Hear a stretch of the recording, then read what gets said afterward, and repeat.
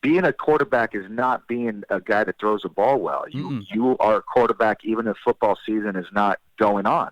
Yeah. You're just a quarterback. If you're a quarterback, that means that you do life differently and you try to do things at a level that are a little more elevated. And that comes with the position, man.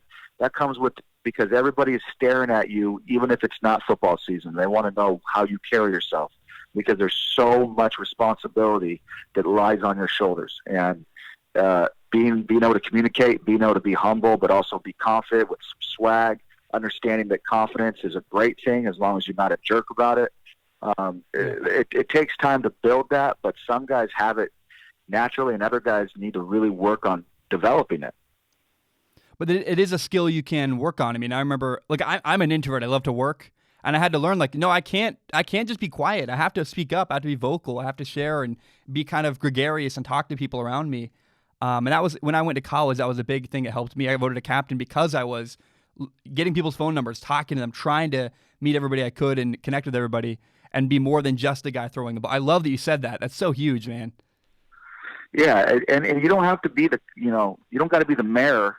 But when you talk, people got to listen, and when you walk, people got to follow. And however you get that done, it's got to happen. Bottom line, if you want to be successful, there's got to be something in your character that people are going to follow you.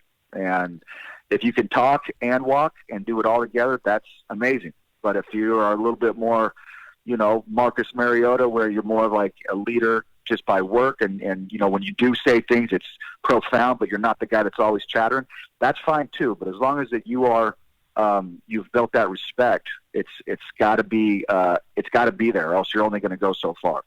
That's what's interesting. I was watching a lot of stuff about Kyler Murray yesterday, and he's known as a quiet guy around the league, but the Cardinals love him. I mean, hearing his teammates talk about him, they're like, this guy has been a star since he was 4 years old. And they're like, dude, you're going to have a great game. And he goes, yeah, I know. No, he's not cocky. He just believes in himself. And that kind of, I think, like works like an echo or a wave through their franchise. I go, oh, yeah, we believe in this guy too because he believes in himself so much. He doesn't need to be the loudest guy, but he's the most steady, he's got a lot of presence, even if he's not always constantly chattering. Yeah, there's something that he's doing that is exuding confidence in players around him. It's contagious, and it's not always a vocal thing. I think you've got to talk, like you said. It's got to be part of your rapport. But But there's something when you walk in the door, man. There's got to be something that it comes from you, and people know there's some shine going on, and that comes from a lot of different. Man, that can come from just being confident because you had a good family. That could be confident because you feel like you're smarter than everybody else. That could be because you work harder than everybody else. But there's got to be something that you've done that comes confidence like exuding from you, and people recognize that immediately when you walk through the door.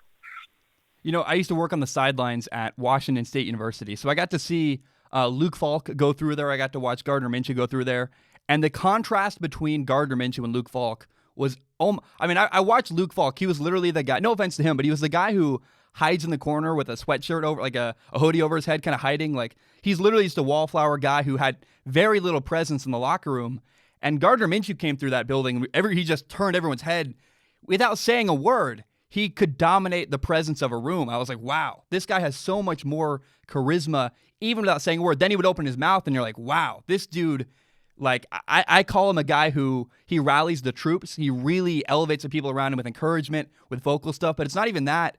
It's literally like the way he stands in a room has eyeballs on him and people trusting him and believing in him because of his confidence in himself. Oh, man, it's contagious. And you love following guys like that. You may not even sometimes you got to deal with like your own ego and be like, why does that have more shine? Why does he shine it more than me? But at the end of the day, you want to have guys that are that way because you want to be that way. And a man that really wants to, be the best version of themselves, want to be around greater men as far as leadership. And sometimes it's like pulling teeth, but when you really realize how important it is to be around guys that have it dialed in, that's the only way you're going to grow, man. And it's, I saw this thing with Russell Wilson where he was mic'd up and he was down by like 2 or 3 touchdowns, and the dude never stopped talking. And everything he said was just, let's go, guys. We got this, guys. Let's go. And it's like, you could look at that and be like, dude, that's shut up. We get it. But he was so in tune with his leadership role. He was so in tune with his players. You could tell that there was a brotherhood. And guys like that not only, talk it but walk it, like, give me that all day long, man. Like, as long as I know that you're genuine and you're actually, it's coming from a place of passion and you want to win, then let's roll. And that's important too. You got to make sure that it comes from a real place. People will sniff out that BS if you're just trying to win a job and you think being vocal is going to help you. It's like, no, they'll know who you are. They'll know if you really have that passion to motivate. And if you don't, it's gonna be a stinky egg. You're gonna smell it a mile away. Yeah. I did a broadcast last year, Washington State versus Utah in Salt Lake City. I was in the booth for the game, and Washington State got down by 2 touchdowns, and their quarterback, Anthony Gordon, suddenly was alone on the sideline, quiet, not encouraging anybody, totally alone and sullen on his own. And I just was so unimpressed. I really hope other quarterbacks can hear what I'm saying and not do that. If your team is down, don't be the guy who's quiet and alone by himself. Be the guy who's chirping, encouraging. I just think you have to be that guy, like we said with Russell Wilson. But this is the second part that's really important. My dad told me this growing up. He said, who you are leaks out. If you're an arrogant whatever, it's going to come out of you. People are going to really sense, without you saying a word, if you're arrogant, people can tell. If you're insecure, people can tell. But if you're confident and you really have a security about who you are, that also can leak out of you. If people are worried about, being confident and having it come across as arrogance, if you're not arrogant, it'll come out as confidence, not arrogance. But who you are deep in the inside in your heart, whether you like it or not, is going to leak out. And that's why I think it's so important. I think one thing people never talk about with quarterbacks is you got to figure out who you are a little bit. It really helps. If you know who you are, it helps other people understand who you are too. Oh man, preach, baby, preach. It's it's big, man, and there's times to get in the zone. If you got to be like you just made a dumb decision. You read the defense wrong. You forced something. To collect yourself, sit down, maybe take a moment. But if you are in isolation for a quarter or a half or whatever, and you're a quarterback, that ain't gonna fly. That won't work. There's times to collect, kind of meditate on what happened, and then it's back to turn the page.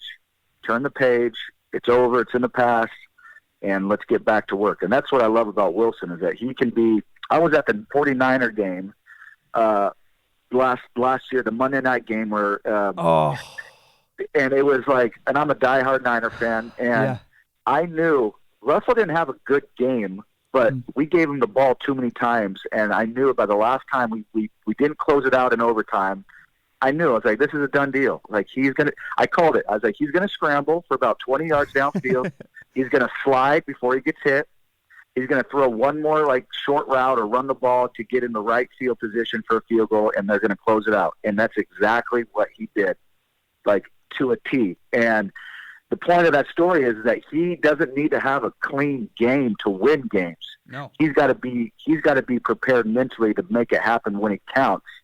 And that's been his story. Like, the dude can throw 4 picks in a game and still win games because he jumps back on he gets on the horse and keeps grooving. And there's so many guys that, and I dealt with this as a kid growing up, like playing baseball. If I struck out, it was hard for me. It was hard for me to turn the page. I just would dwell on it playing shortstop. That's all I think about. And I remember my dad yelling at me from the crowd because he knew my body language so well.